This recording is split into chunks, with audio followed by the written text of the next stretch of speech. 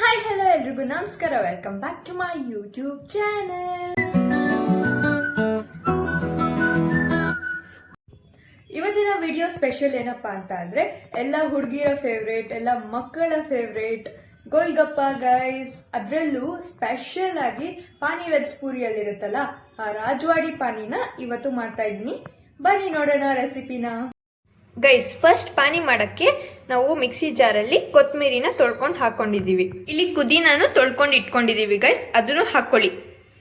ಹುಣಸೆಹಣ್ಣು ಕೂಡ ತಗೊಂಡಿದೀವಿ ಗೈಸ್, ತೊಳ್ಕೊಂಡು ನೆನೆ ಹಾಕಿದೀವಿ. ಒಂದು 5-10 ಮಿನಿಟ್ಸ್ ನೆನೆ ಹಾಕಿದ್ರೆ ಸಾಕು. ಈಗ ಅದನ್ನ ಕ್ಯೂಚ್ಕೊಳ್ಳೋಣ ಬನ್ನಿ ಗೈಸ್. ಇಲ್ಲಿ ಹುಣಸೆಹಣ್ಣನ್ನ ಕ್ಯೂಚಿಟ್ಕೊಂಡಿರೋ ಪೇಸ್ಟ್ ಇದೆ, ಅದನ್ನು ಹಾಕೋತಾ ಇದೀವಿ.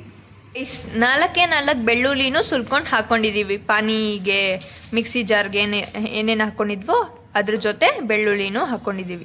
ಗೈಸ್, ರುಚಿಗೆ ತಕ್ಕಷ್ಟು ಉಪ್ಪು ಇವಾಗ ಸ್ವಲ್ಪ ಹಾಕೊಂಡ್ರು ಪರವಾಗಿಲ್ಲ, ಪಾನಿಗೆ ಆಮೇಲೆ ಮಿಕ್ಸ್ ಮಾಡ್ಕೊಳ್ಬಹುದು. ಈಗ ಮಿಕ್ಸಿ ಜಾರ್ ಮಾಡೋಣ ಬನ್ನಿ. ಇಲ್ಲಿ ಚಾಟ್ ಮಸಾಲ 1/2 ಟೇಬಲ್ ಸ್ಪೂನ್ ಹಾಕೋತಾ ಇದೀವಿ.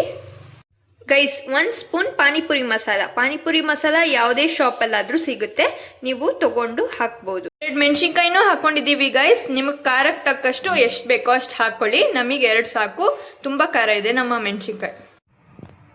ಗೈಸ್, ಹುಣಸೆಹಣ್ಣು ಪೇಸ್ಟ್ ಏನ್ ಮಾಡ್ಕೊಂಡಿದ್ವೋ ಅದನ್ನು ಹಾಕ್ತಾ ಇದ್ವಿ. ನೋಡಿ, ಎಲ್ಲ ಗ್ರೈಂಡ್ ಆದ್ಮೇಲೆ ಈ ತರ ತಿಕ್ ಪೇಸ್ಟ್ ಆಗಿರುತ್ತೆ.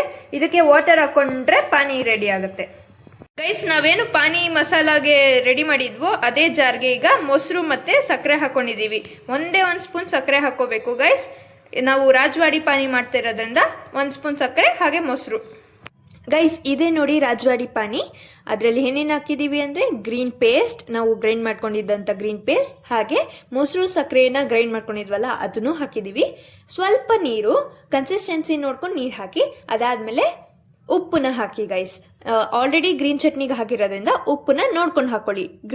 ಗೈಸ್, ಸ್ಟಫಿಂಗ್ಗೆ ಆಲೂಗಡ್ಡೆನ ಬೇಯಿಸಿಟ್ಕೊಂಡಿದ್ದೀವಿ. ಇದನ್ನ ಸ್ಮ್ಯಾಶ್ ಮಾಡ್ಕೊಳ್ಳೋಣ ಬನ್ನಿ. ಈಗ ಆಲೂಗಡ್ಡೆನ ಸ್ಮ್ಯಾಶ್ ಮಾಡಿದ್ಮೇಲೆ ಈರುಳ್ಳಿನ ಆ್ಯಡ್ ಮಾಡ್ಕೊಂಡಿದ್ದೀವಿ.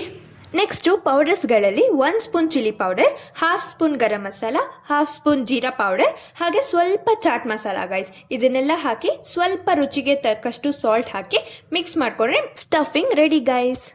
ಗೈಸ್, ಪೂರಿ ಮಾಡೋಷ್ಟರಲ್ಲಿ ತುಂಬ ಲೇಟ್ ಆಗುತ್ತೆ ಗೈಸ್. ಹಾಗಾಗಿ ನಾವು ರೆಡಿಮೇಡ್ ಪೂರಿ ತೊಗೊಂಬಂದು ಗೋಲ್ಸ್ಕೊಂಡ್ರೆ ನೋಡಿ ಎಷ್ಟು ಕ್ರಿಸ್ಪಿಯಾಗಿ ಬಂದಿದೆ.